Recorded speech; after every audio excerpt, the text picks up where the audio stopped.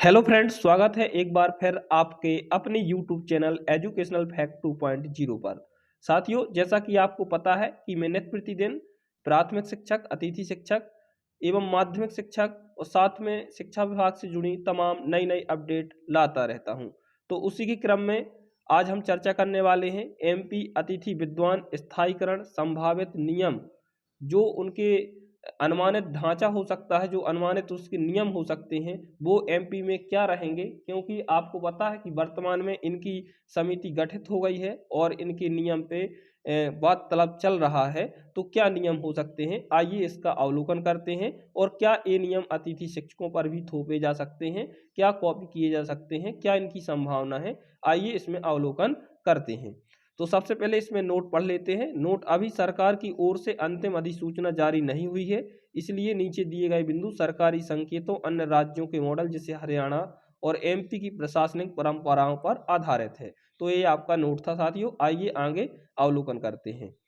तो आप लोग देखें यहाँ पे न्यूनतम सेवा अवधि की शर्त क्या हो सकती है। अतिथि विद्वान को कम से कम 3 से 5 वर्ष तक लगातार सेवाएं देनी हो, अर्थात इतने वर्ष तक यदि काम किया है तो आप उस स्थायीकरण या सामाजिक सुरक्षा के दायरे में आएंगे। इसके बाद दूसरी सत्र दर सत्र कार्य करने वालों को भी कुल कार्यकाल के आधार पर जोड़ा जा सकता है, अर्थात जिसने अधिक कार्य किया है उसको अधिक लाभ मिल सकता है, जिसने कम वर्ष काम किया उसको कम लाभ मिल सकता है।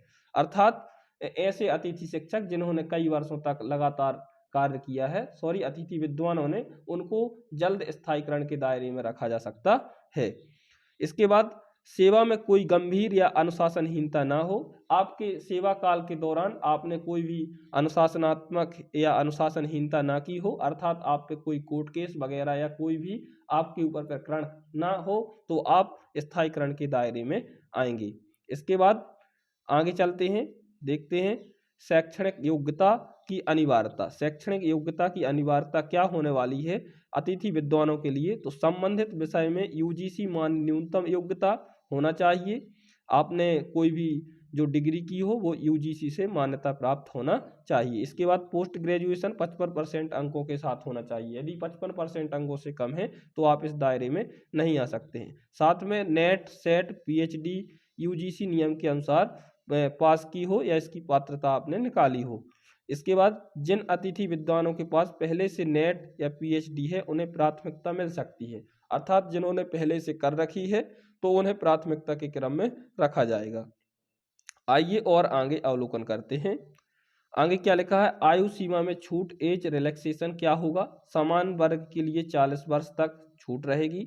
आरक्षित वर्ग के लिए नियम अनुसार अतिरिक्त छूट मिल सकती है, अर्थात 5 वर्ष तक की आपको छूट दी जा सकती है। इसके बाद लंबे समय से कार्यरत अतिथि विद्वानों को विशेष आयु छूट संभव है। जो लंबे समय से कार्य दे रहे थे, सेवा दे रहे थे, उनको विशेष आयु सेवा में छूट मिल सकती है, अर्थात उनकी आयु यदि 50-55 वर्ष भी है तब भी वो इसके दायरे में आएंगे। आइए और आगे अवलोकन करते हैं। चयन प्रक्रिया का स्वरूप। चयन प्रक्रिया का स्वरूप क्या होने वाला है। तो सर्वप्रथम लिखित परीक्षा नहीं या सीमित मूल्यांकन के आधार पर आपको रखा जाएगा। आपकी कोई भी परीक्षा नहीं होना है, सीमित मूल्यांकन के आधार पर आपकी गुणवत्ता अनुसार आपकी सेवा के आधार पर आपको चयन की प्रोसेस में रखा जाएगा। इसके बाद अनुभव आधारित मेरिट, मतलब कि जिसने ज़्यादा कार्य किया है उसको अधिक अंक प्रदर्शित किए जाएंगे और उनकी मेरिट क्रम में उनको रखा जाएगा। इसके बाद जैसे ही आपका सिलेक्शन होता है तो इंटरव्यू और दस्तावेज सत्यापन आपको कराया जाएगा और छोटे रूप में आपका इंटरव्यू हो सकता है। इसके बाद कॉलेज विभागीय परफॉर्मेंस रिपोर्ट, और आपकी कॉलेज से जहाँ पे आप पदस्थ थे वहाँ से आपने आपका इतने वर्षों का अनुभव क्या परफॉर्मेंस रहा, उसकी रिपोर्ट भी आपसे मांगी जाएगी और उस रिपोर्ट के अनुसार जैसे कॉलेज वाले बना के देंगे उस आधार पे आपको अंक प्रदर्शित होंगे, जिससे आप चयन प्रक्रिया के दायरे में आ सकेंगे। आइए और आगे देखते हैं।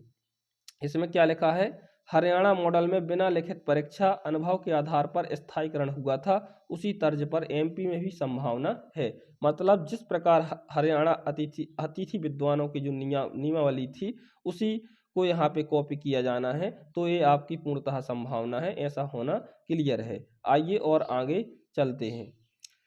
क्या लिखा हुआ है, इसमें लिखा है पदों की उपलब्धता, केवल रिक्त स्वीकृत पदों पर ही स्थायीकरण होना संभव है। ऐसा नहीं कि उनको अलग से पद लाए जाएं और उनका स्थायीकरण और भी अतिथि विद्वानों को लाभ मिल सके, तो ऐसा होना संभव नहीं है। जो स्वीकृत रिक्त पद हैं उन्हीं पे इनको सामाजिक सुरक्षा प्रदान की जानी है। इसके बाद तीसरा, कॉलेज विश्वविद्यालय पद संख्या तय, मतलब कि कॉलेज या विश्वविद्यालय वार जितने भी पद संख्या तय हैं उतने पे ही इनका चयन होना है। इसके बाद तीसरा लिखा है चरणबद्ध फेज वाइज स्थायीकरण संभव है। चरणबद्ध प्रक्रिया से अगर आपको बजट के हिसाब से कुछ अतिथि विद्वानों को रोका जाता है, होल्ड किया जाता है, तो वो रहेंगे, या उनका तय सीमा में उनका स्थायीकरण नहीं हो पाता है तो आगे भी जैसे उनकी योग्यता पूरी होती है उनको स्थायीकरण के दायरे में रखा जा सकता है। इसके बाद आगे आइए अवलोकन करते हैं। आपका इतना ही आपको निष्कर्ष बताना चाहूँगा कि एबी-एमपी में भी क्या ये अतिथि शिक्षकों के ऊपर लागू हो सकते हैं? तो बिल्कुल साथियों, आपके ये नियम निश्चित रूप से अतिथि शिक्षकों के लिए भी लागू हो सकते हैं। इसी हरियाणा मॉडल का आधार बनाकर अतिथि शिक्षकों को भी स्थायीकरण के दायरे में लाया जा सकता है। जो ये अतिथि विद्वानों के संभावित नियम हैं, यही अतिथि शिक्षक के भी नियम हो सकते हैं, क्योंकि आपको भी मानदेय प्राप्त होता है और अतिथि विद्वानों को भी मानदेय प्राप्त होता है, अर्थात सेम कैटेगरी में आप लोग आते हैं। तो इस प्रकार से आपको भी ये नियम मिल सकते हैं। तो आप इसी प्रकार से संघर्ष करते रहें, अपने मुद्दे को सक्रिय रखें और अलर्ट रहें। तो साथियों, इसी प्रकार हमारे साथ जुड़ते रहें और नई नई अपडेट के लिए हमारे चैनल को सब्सक्राइब करना होगा और बेल आइकन को दबाना होगा। साथ में मित्रों को शेयर जरूर करें ताकि हमारे चैनल का प्लेटफॉर्म बड़ा हो सके। और मिलते हैं अगली वीडियो में, तब तक के लिए नमस्कार, जय हिंद, वंदे मातरम।